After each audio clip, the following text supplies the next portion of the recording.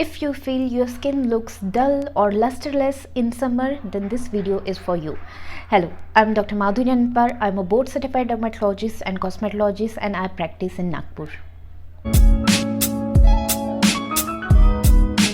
So these are the 5 tips to deal with the dull skin problem in summer.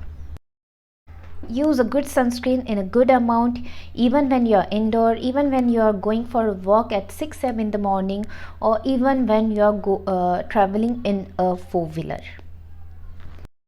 Antioxidant supplements like vitamin C, vitamin E, glutathione, and also don't forget to consume lots of antioxidant in your diet. Apply good vitamin C serum 2 times a day. Use chemical and physical exfoliants once every week. I will explain in detail about chemical and physical exfoliant in my next video. Get medical grade chemical peeling done from your dermatologist once every month.